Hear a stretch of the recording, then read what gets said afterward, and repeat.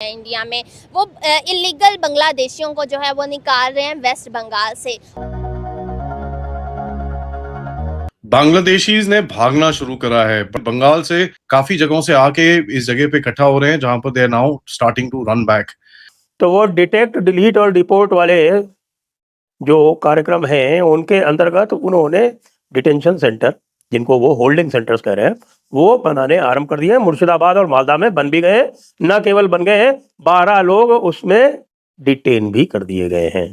और उसमें जहाँ पाकिस्तान पब्लिक की राय लेते हैं तो वो कहते हैं कि इंसानियत भी कोई चीज़ होती है, हमदर्दी भी होती है। तो इसकी वजह से हमें इस तरह का इंडियंस को इस तरह का स्टेप नहीं लेना चाहिए और इलीगल बांग्लादेशियों को मौका देना चाहिए। कि पूरा जो इकोसिस्टम है जो इनको प्रोटेक्ट करता था वो जमीन में जाके मिट्टी में मिल चुका है और उसका जो टूट हुआ है उसका ये रिजल्ट ऐसा है कि साहब दिख रहा है अब तो कि ये भागना शुरू हो चुके हैं। बॉर्डर पर बढ़ती ये भीड़ और सरकार की ये सख्ती संकेत दे रही है कि अब भारत अपनी सीमाओं को लेकर कोई समझौता नहीं करेगा। इस तरह के हार्श स्टेप लेना एक कंट्री के लिए, आपके अवाम के लिए बहुत ज़्यादा ज़रूरी है, क्योंकि किसी बाहर वाले की सिक्योरिटी और उनको सब कुछ चीज़ें देने की बजाय आप अपने अवाम को प्रॉपर चीज़ें दें।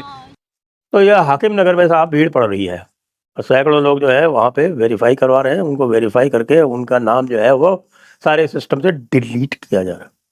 बट 5-7% भी अगर चले गया तो वो बहुत बड़ा लेयर बन जाता है आपके लिए।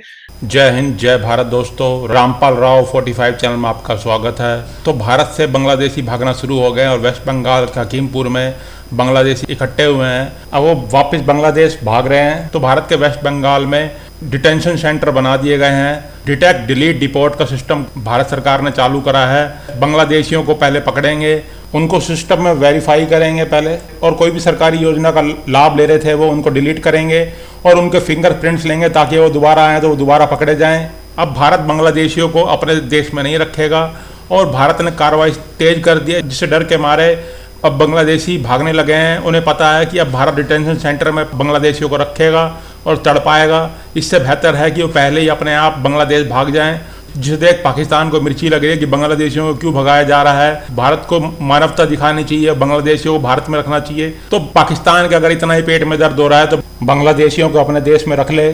पाकिस्तान तो वो देश है जिसने डॉलर लेके अफगानिस्तानियों को रखा था, और जब अमेरिका से डॉलर मिलना बंद हो गया तो पाकिस्तान ने अफगानिस्तानियों को लात मार के पाकिस्तान से बाहर निकाल दिया।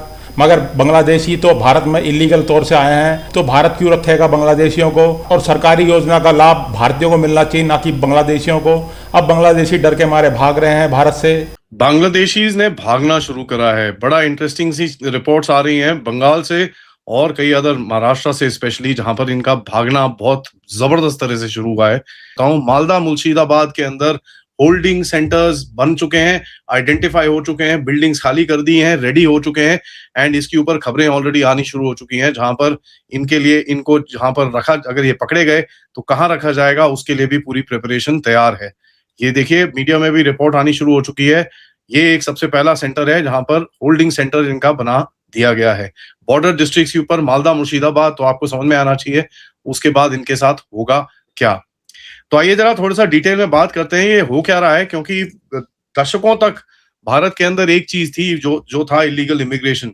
बांग्लादेशी चारों तरफ भरे हुए, लेकिन अभी कुछ हवा बदल चुकी है। हवा ऐसी बदली है कि आप देखेंगे बंगाल में कई जगहों से और उसके बाद महाराष्ट्र की तरफ से भी काफी जो चैटर और ये सब चीजें, लोकल रिपोर्ट्स चैटर और ओसेंट में जो चीजें देखने को मिल रही है, जहां पर डेमोलिशन एक्टिविटी चल रही है, इनका जो इंफ्रास्ट्रक्चर टूट रहा है, वोटर लिस्ट की स्क्रूटिनी चल रही है और कहीं ना कहीं पुलिस की वेरिफिकेशन ड्राइव्स के तहत चलते चलते ये यहाँ से भागना शुरू कर रहे हैं। ऊपर से ये जो रूमर्स हैं वो मतलब इतने सारे हो रहे हैं कि इसको जरा कंसाइज कुछ एक पिक्चर बनाना काफी डिफिकल्ट हो रहा है, बट मैंने कुछ कोशिश करी है। ये कोई एक रेड नहीं है, ये कोई अकेली एक स्पीच नहीं है। इसका मतलब एक ही है कि पूरा जो इकोसिस्टम है जो इनको प्रोटेक्ट करता था वो जमीन में जाके मिट्टी में मिल चुका है और उसका जो टूट हुआ है उसका ये रिजल्ट ऐसा है कि साहब दिख रहा है अब तो कि ये भागना शुरू हो चुके हैं। होल्डिंग सेंटर्स बनने शुरू हो चुके हैं, इलीगल स्ट्रक्चर्स जो इनके डेमोलिश किए जा रहे हैं।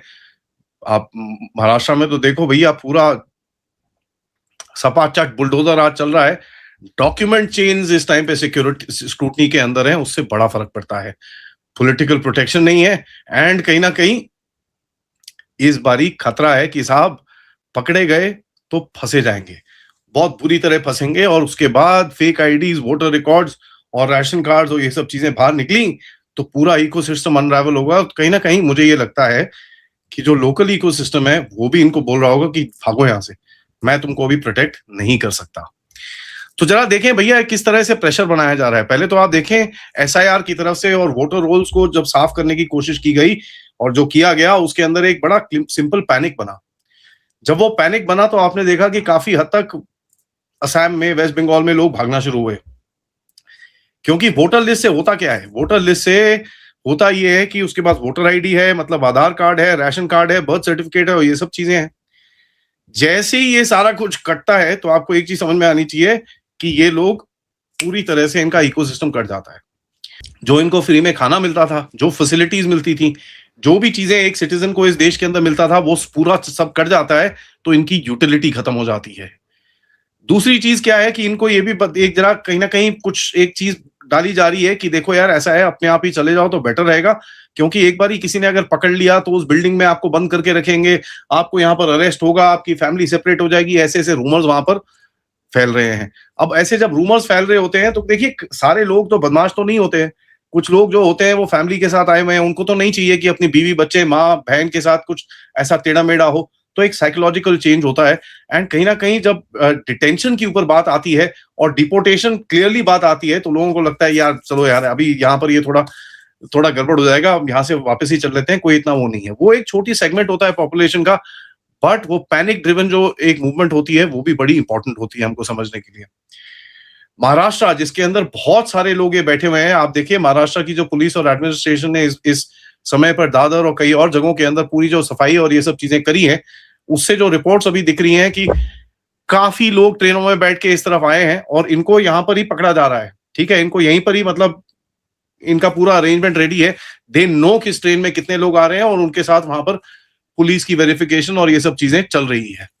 वहां का आपका बॉर्डर का इंफ्रास्ट्रक्चर टाइट होगा।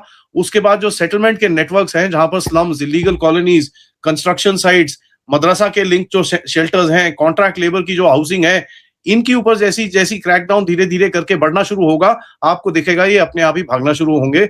और वही इनसे इनकरेज किया जा रहा है कि साहब अपने आप ही आप चले जाओ तो बेटर है।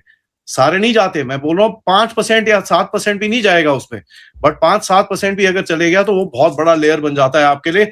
और कहीं ना कहीं जैसे ही इनका डॉक्यूमेंट्स और ये सब चीजें जाते हैं तो इनको फ्री का खाना और ये सब जो चीजें मिलती थी वो खत्म हो जाती है। तो वेस्ट बंगाल से ये बांग्लादेशी भारत में घुसते थे इलीगल के तौर से, और अब भारत वहाँ फेंसिंग लगा रहा है तो बांग्लादेशी नहीं घुस पाएंगे। और भारत सरकार ने कह दिया कि बांग्लादेशी अपने आप चले जाएं, नहीं तो भारत डिटेंशन सेंटर में रखेगा।